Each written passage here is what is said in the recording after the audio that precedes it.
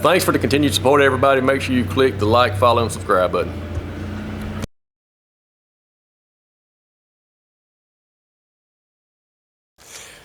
I'm Jeff Cook. I'm a UGA agricultural agent in Taylor and Peach counties, and today we're going to talk a little bit about the basics about calibration.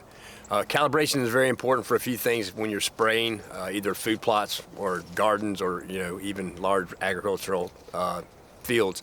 Calibration, the main thing with calibration is you're trying to figure out how much water you're putting out in a given area. It's important because if you're putting out, if you're putting out too much product, you're wasting money. If you're putting out too little product, you may not get the control that you're looking for, and that can also, in the end, lead to resistance. So we're going to talk really quick. Two of the more common kind of spray equipment that's used for food plots. We're going to talk about a backpack, and we've got a boomless sprayer here on the back of a Kawasaki mule. First off, put clean water in it. Don't be calibrating when you got chemical in your tanks. But the first thing we really want to do is we want to figure out how wide we're spraying. It's going to vary depending on what kind of nozzles you have. If you're using a backpack, it's going to vary basically on how tall you are and what nozzle you have there. So we need to find out how wide our swath width is. So what we really need to do is know the area we're spraying in a given amount of time, and then we're going to figure out how much we're putting out per acre, and we'll go from there. All right, so we visually watch this sprayer spray a little bit, see where it wets. Sometimes it's really good to do this on concrete. You can see it a lot better. You don't want to put it out there to where the last drop went. You want to put it to where you're getting good coverage because you want to have a fairly good overlap. Boomless sprayers are going to be a little more, you're going to be a little less uniform when you get out to the edges. We went ahead and marked the spray width with flagging, and then I can take that in my tape, hook it on one of the flags on one side, measure it, and then that'll give us our swath width.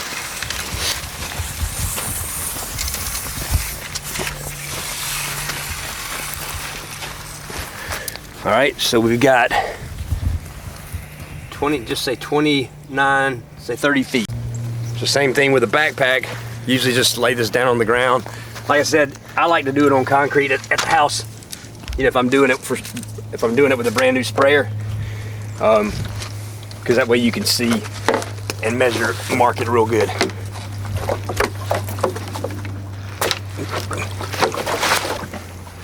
The other thing to be mindful of is make sure, like with your backpack, make sure you've got it pressurized like you're going to spray it. Your pattern will be a lot different. And the other thing too that I always tell people, especially first time of the year, this is early on, is spray it. Just kind of spray it where you can see in the light, and make sure that you have a good fan. And I like to use a flat fan nozzle. So when I'm spraying, I'm constantly have my arm extended and sprayer about right here. So what you want to do is just spray it on top of your tape measure and get a good idea of how wide that is. From about 5 inches here. Hang on a second. 3'5", so just say it's a 3 foot width. It makes it pretty easy. We got a 30-foot boomer sprayer and a 3 foot backpack. Method I like to use is the 1/128th of an acre method. That we do it 1/128th of an acre because there are 128 ounces in a gallon. So that helps the easy conversion. So for our boomless sprayer, we use this chart right here. We were spraying 30 foot swath width. So we need to go 136 feet. Sorry, 113 feet. This is for our boomless sprayer. So 30 foot swath width, we need to go 113 feet. And that'll give us 340 square feet. With our backpack, we were at 3 feet, so 36 inches. Same thing. We're gonna go 113.4. Made it really convenient that we had the same swath width, so we can just measure 113 feet with tape measure, put 2 flags out, and then we'll show you how to time it and then catch the water to see how many gallons you're putting out. So we've got 113 feet marked off of our distance. So what you need to do is make sure that you're up to speed. If you're in a motorized vehicle, if you're in something like this, an ATV, or if you're on a tractor, you want to start off behind your flags and make sure that you're up to speed when you hit the flag. Time from the flag to the flag, and then come back and come back the other way. Get your average of two measurements. If you're walking, your speed's not going to really change. So you just walk it twice, make sure you get pretty close to the same amount of time. The one thing I would say, if you are using a tractor, because tractors will have different gears and different RPMs, what we tell people is to get up to a speed or RPMs that you can set and keep the same consistently, and that you're comfortable with in all kinds of terrain. We're in a pretty flat food plot here, but if you have uneven terrain, you're not going to be driving 6 miles an hour the whole time. So you might want to, if you have an ATV, you may want to say, okay, I'm going to go 3 miles an hour, but you want to keep it consistent. If you don't keep your speed consistent, then your calibration is going to be way off.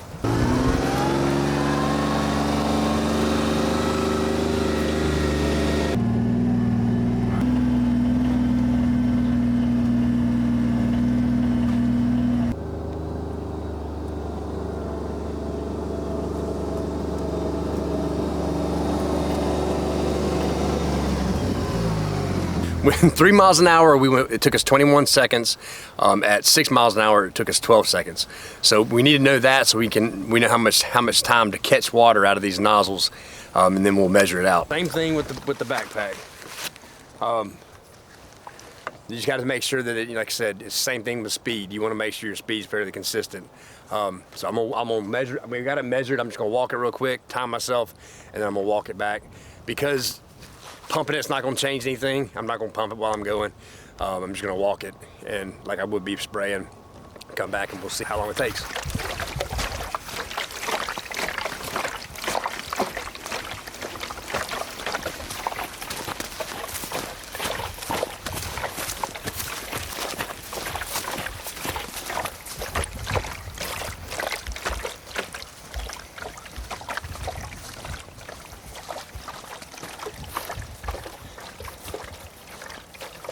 Okay, so 24 seconds. All right. One thing to consider too when you're doing this, some people kind of tend to, we measured our spray width at 3 feet. Now if you start walking and you start doing like this, you've thrown your calibration off because you've made your 3 foot into 9 feet. So that's something to consider too. If you do want to spray like this, then when you measure your distance, you have to do it for that 9 feet. Once again, I would say measure it on some concrete so you can see it. We'll check it one more time just to get our average, make sure we walk about the same speed, and then it'll be time to catch water.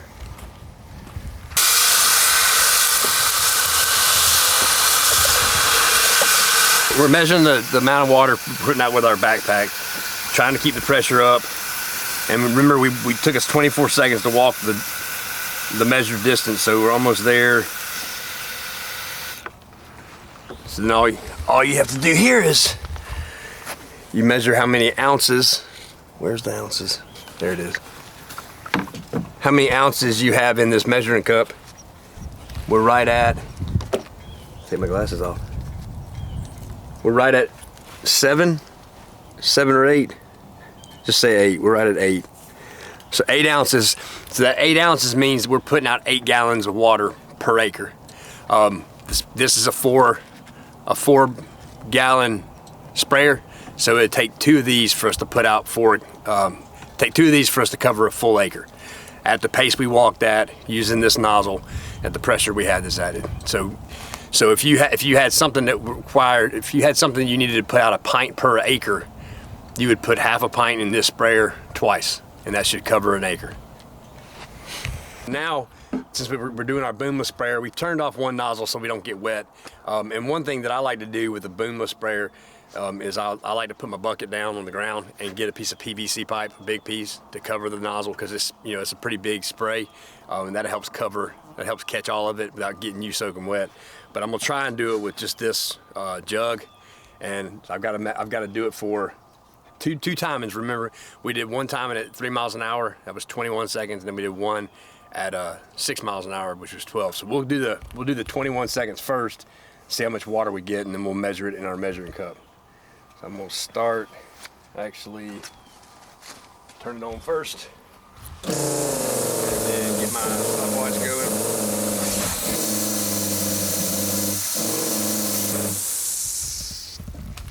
All right.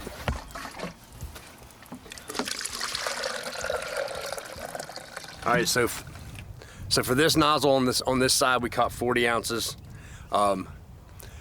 Assuming that the other nozzle being the same size, put out the same amount, so that'd be 80 ounces. And then the last thing we have to do is catch what's in the middle nozzle add it to all this, and then we'll get our total amount of gallons per acre.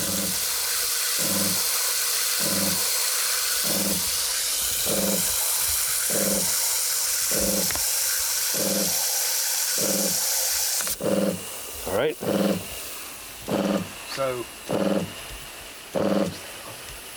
So we caught, this time we caught about 20 ounces. So we've got right at 100 ounces total coming out of this boomless sprayer.